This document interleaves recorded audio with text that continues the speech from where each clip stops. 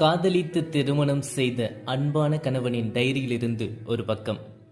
திருமணம் முடிந்து 2 மாதங்கள் வேகமாக நகர்ந்து விட்டது. கல்யாணத்திற்காக, அதன் பின் தேனிலவிற்காக என ஏகப்பட்ட லீவ் எடுத்ததின் விளைவு இப்போது ஆபீஸ் வேலை அதிகமாகிவிட்டது.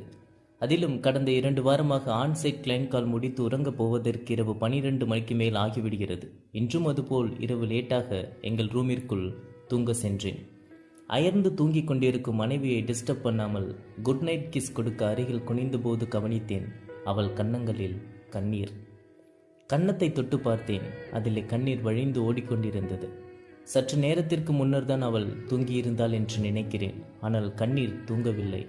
அவளுக்கு கண்ணீர் விடும் அளவிற்கு என்ன துயரம்! சொந்தக்காரங்க யாரும் எதுவும் சொல்லியிருப்பாங்களா? அவளோட ஃப்ரெண்ட்ஸ் கூட எதுவும் பிரச்சனையா? என் மேலே எதுவும் கோபம் இருக்குமா? கேள்விகளுடனும் குழப்பத்துடனும் உறங்க போனேன். வழக்கம் போல் காலையில் பெட் காஃபியுடன் என்னை எழுப்பினாள். தாமரை போல் பளிச்சென்று அவளது புன்னகை பூத்த முகம். இரவில் அழுதத்திற்கான எந்த அறிகுறியும் இல்லை. காஃபி அருந்தியபடியே அவளிடம் கேட்டேன், ஏன் இரவில் அழுதிருந்தாள் என்று. அப்படி ஒன்றும் இல்லை, அழவே இல்லை என்று சாதித்து விட்டாள். அழுத்தக்காரி. என் காதல் மனைவிக்கு என்னிடம் கூட பகிர்ந்து கொள்ள முடியாத துயரம் அவளை வாட்டுகிறது என்பது என் நெஞ்சை பிசைந்தது. இருவருடைய குடும்பத்தினரின் முழு சம்மதத்துடன் விமர்சையாக எங்கள் திருமணம் நடந்தது. நாங்கள் ஆசைப்பட்ட மன வாழ்க்கை அழகாக ஆரம்பித்திருக்கும் பொழுது அவளுக்கு கண்ணீர் விடும் அளவிற்கு என்ன மனக்கஷ்டம்! யோசனையுடன் குளியலறைக்கு சென்றேன். அவள் பெட்ரூம் கண்ணாடி ஜன்னலில் இரவு பெய்த மழைத்துளியின் ஈரத்தில் ஏதோ கிறுக்கிக் கொண்டிருந்தாள் விரல் நுனியால். நான் குளியல் அறையில் இருந்து வெளியில் வரும்பொழுது நான் குடித்து முடித்திருந்த காஃபி கப்புடன் அறையை விட்டு வெளியேறியிருந்தாள். எதேச்சையாக ஜன்னல் பக்கம் என் பார்வை சென்றது.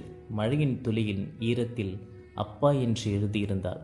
வெயிலின் உஷ்ணத்தில் மெதுமெதுவாக எழுத்துக்கள் மறைந்து அவள் கண்ணீருக்கான காரணத்தை எனக்கு உணர்த்தி கொண்டிருந்தது. அவளுக்கு பிடித்த பாடலை முணுமுணுத்தபடி காலை டிஃபன் பரிமாறினாள். நாங்கள் காதலித்த நாட்களில் விளையாட்டாக அவள் பாடுவதை கிண்டலடித்து விட்டேன். அதிலிருந்து நான் எவ்வளவு கெஞ்சினாலும் என் முன் சத்தமாகவே பாடமாட்டாள். ரோஷக்காரி. ஆபீஸுக்கு செல்லும் என்னை வழியனுப்ப வாசல் வரை என் லேப்டாப் பேக்கை தூக்கி கொண்டு வந்தவளிடம், 1 வாரத்திற்கு தேவையான ட்ரெஸ் நம்ம 2 பேருக்கும் பேக் பண்ணி வச்சுடு, இன்னைக்கு நைட்டு நம்ம கிளம்புறோம். 1 வாரமா? எங்கே போகிறோன்னு எக்ஸைட்டாக கேட்டா. ஆஃபீஸ்லேருந்து வந்து சொல்கிறேன். ஆஃபீஸ் ட்ரிப்பா? அப்போ என்னையும் உங்கள் கூட கூட்டிகிட்டு போகிறீங்களான்னு கேட்டா. இல்லை, அப்போ எங்கே தான் போகிறோம் என்று கேட்டவளிடம், கேள்வி கேட்காதே, ஈவினிங் வந்து சொல்கிறேன்னு சொல்லிட்டேன்.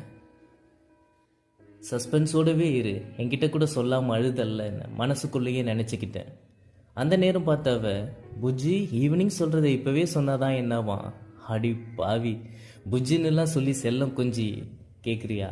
ஈவினிங் வரைக்கும் வெயிட் பண்ணுமா பட்டுக்குட்டி அப்படின்னு நான் பதிலுக்கு சொல்ல, ஐயோ நம்ம ட்ரை பண்ணதெல்லாம் வேஸ்ட்டாக போச்சுன்னு அவன் மனசில் நினச்சது அவள் கண்ணில் தெரிஞ்சுது. அதை ரசித்து கொண்டே அவள் நிச்சி உச்சியில் முத்தமிட்டு நகர்ந்த என்னை என் ஷர்ட் காலர் பிடித்து இழுத்து நிறுத்தினாள்.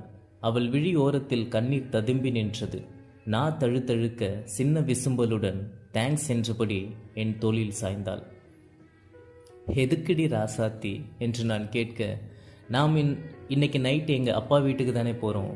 எப்படி உனக்கு தெரியும்னு நான் கேட்க, பொசசிவ்னஸ் கலந்த காதலை 2 மாதத்துக்கு அப்புறம் இன்னைக்கு தான் உன் கண்ணில் பார்த்தேன். கண்டிப்பாக அதுக்கு என் அப்பா மட்டும்தான் காரணம்னு எனக்கு தெரியும். அடி கள்ளி.